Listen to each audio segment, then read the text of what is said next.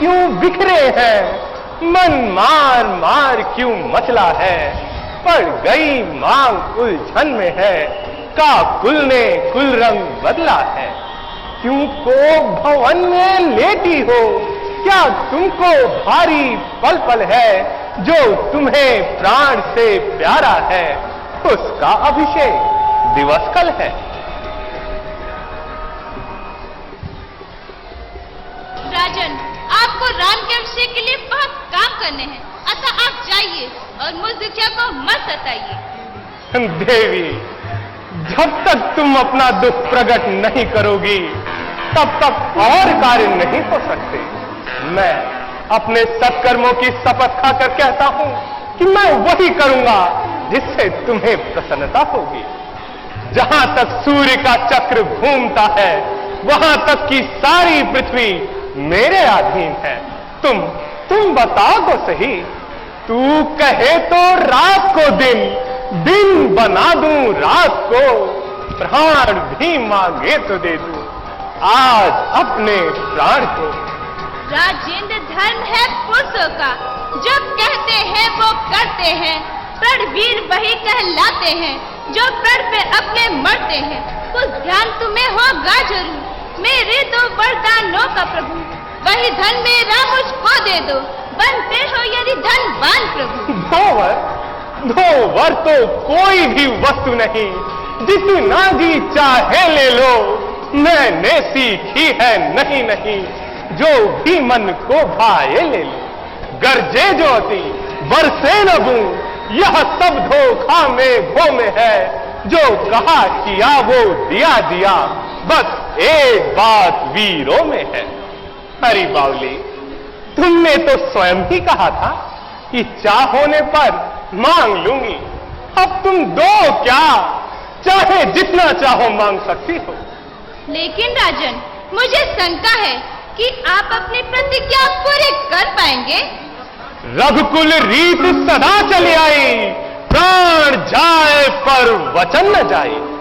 सुनो देवी, आकाश के तारे चाहे पृथ्वी पर बिखर जाए, पृथ्वी के जीव चाहे आकाश को चले जाएं, माणिक समुद्र में जाए मगर पहाड़ों पर जाए, हम है नहीं जो अपनी बात से मुकर जाएं।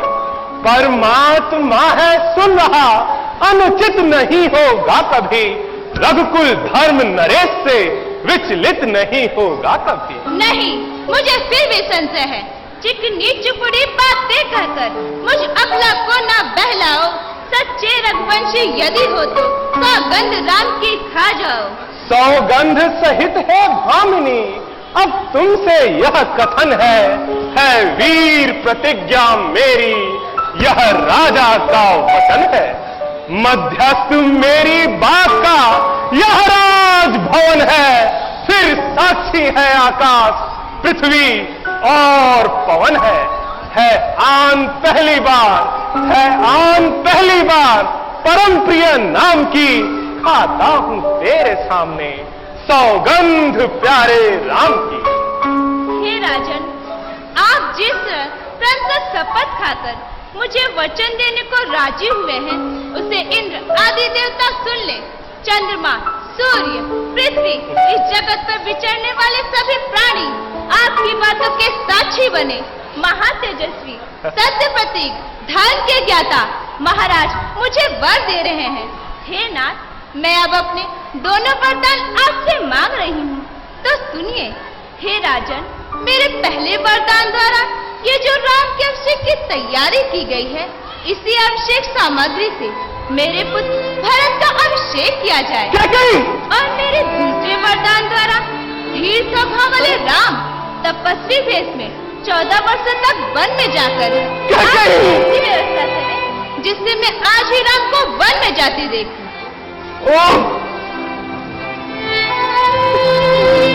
रामचंद्र को जो रात तिलक हो रहा है वह उसे ना हो, और कल से ही 14 वर्षों का वनवास,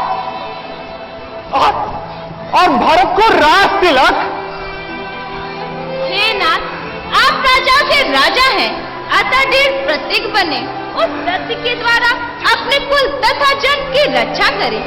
तपस्वी पुरुष कहते हैं कि सत्य बोलना सबसे श्रेष्ठ धर्म है।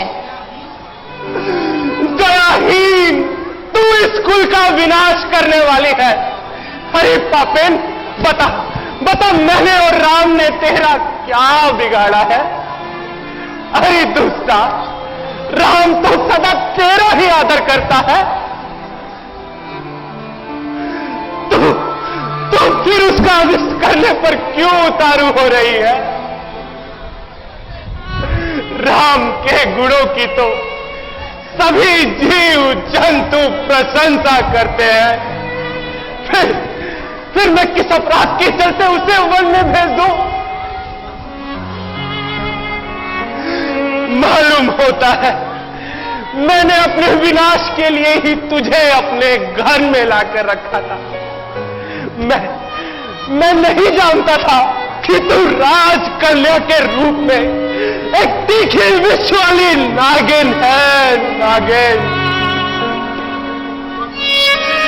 क्या कही? मैं सुमित्रा तथा कौशल्या को छोड़ सकता हूं, इस राज लक्ष्मी का भी परित्याग कर सकता हूं, परंतु अपने प्राण स्वरूप राम को नहीं छोड़ सकता। दाग रघुकुल में लगे, चाहे प्रतिज्ञा टूट जाए, पर यह न होगा कभी कि राम मुझसे छूट जाए।